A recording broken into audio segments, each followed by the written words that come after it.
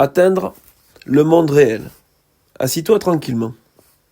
Regarde le monde que tu vois et dis-toi. Le monde réel n'est pas comme cela. Il n'y a pas d'immeuble, il n'y a pas de rue où les gens sont et vont seuls et séparés. Il n'y a pas de magasin où les gens achètent une liste interminable de choses dont ils n'ont pas besoin. Il n'est pas éclairé par une lumière artificielle. Et la nuit ne tombe pas sur lui. Il n'y a pas de jour qui se lève puis s'enfuit. Il n'y a pas de perte. Rien n'est là qui ne brille et brille à jamais. Le monde que tu vois doit être nié, car sa vue te coûte une autre sorte de vision. Tu ne peux pas voir les deux mondes, car chacun d'eux comporte une manière de voir différente, et chacun dépend de ce que tu chéris. La vue de l'un est possible parce que tu as nié l'autre. Les deux ne sont pas vrais, mais l'un ou l'autre te semblera réel dans la mesure exacte où tu y tiens. Et pourtant leur puissance n'est pas la même, parce que l'attraction réelle qu'ils exercent sur toi est inégale. Tu ne veux pas vraiment le monde que tu vois, car il t'a déçu depuis le commencement des temps. Les maisons que tu as bâties ne t'ont jamais abrité. Les routes que tu as faites ne t'ont mené nulle part. Et aucune des villes que tu as bâties n'a résisté aux assauts dévastateurs du temps. Il n'est rien que tu as fait qui ne porte la marque de la mort.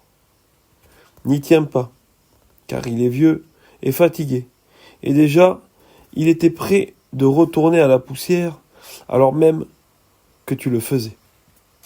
Ce monde souffrant n'a pas du tout le pouvoir de toucher le monde vivant. Tu ne pouvais pas lui donner cela. Ainsi, bien que tu t'en détournes avec tristesse, tu ne peux pas trouver en lui la route qui mène loin de lui, dans un autre monde. Or, le monde réel a le pouvoir de te toucher même ici, parce que tu l'aimes. Et ce que tu appelles avec amour viendra à toi. L'amour répond toujours, étant incapable de dire non à un appel à l'aide, ou de ne pas entendre les cris de douleur qui montent vers lui de chaque partie de ce monde étrange que tu as fait, mais que tu ne veux pas. Tout ce dont tu as besoin pour donner ce monde en joyeux échange de ce que tu n'as pas fait, c'est le désir d'apprendre que celui que tu as fait est faux. Tu t'es trompé au sujet du monde, parce que tu t'es méjugé toi-même. À partir d'un point de référence aussi tordu, que pourrais-tu voir ?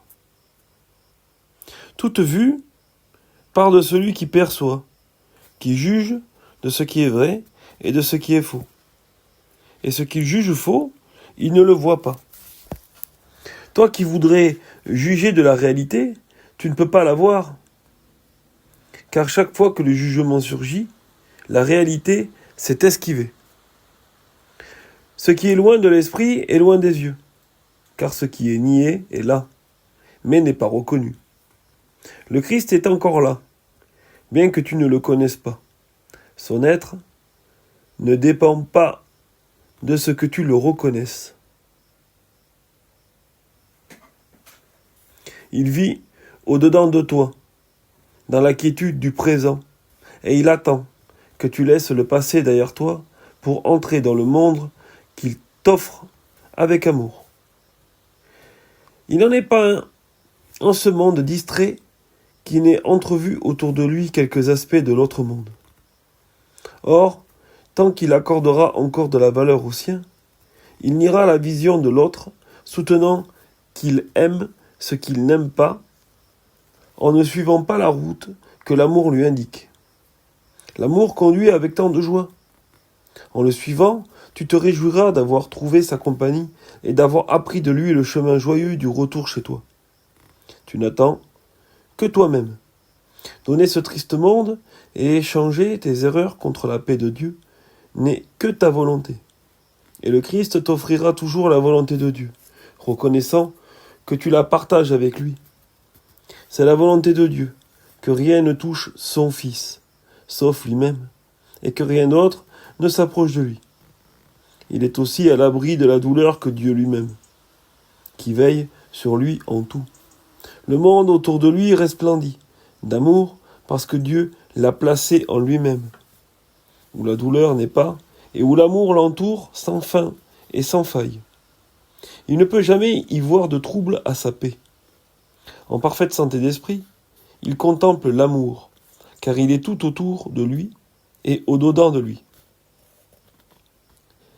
Il doit nier le monde de la souffrance dès l'instant qu'il perçoit les bras de l'amour autour de lui.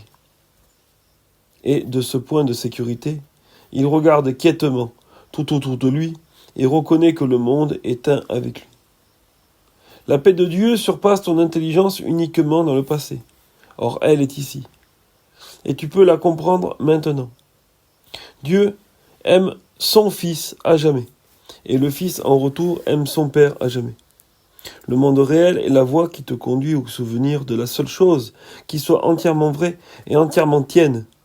Car tout le reste, tu te l'es prêté dans le temps, et cela s'effacera. Mais cette seule chose est toujours à toi, étant le don de Dieu à son Fils. Ta seule réalité t'a été donnée, et par elle, Dieu t'a créé un avec lui. Tu rêveras d'abord de paix, puis tu t'y éveilleras. Ton premier échange de ce que tu as fait contre ce que tu veux est l'échange de cauchemars contre les rêves heureux de l'amour. En eux se trouvent tes perceptions vraies, car le Saint-Esprit corrige le monde des rêves, où est toute perception. La connaissance n'a pas besoin de correction. Or, les rêves d'amour conduisent à la connaissance. En eux, tu ne vois rien d'apeurant. Et pour cette raison, ils sont l'accueil que tu fais à la connaissance. L'amour attend l'accueil, point le temps. Et le monde réel n'est que l'accueil que tu fais à ce qui a toujours été. Par conséquent, l'appel de la joie est en lui. Et ta réponse joyeuse est ton éveil à ce que tu n'as pas perdu.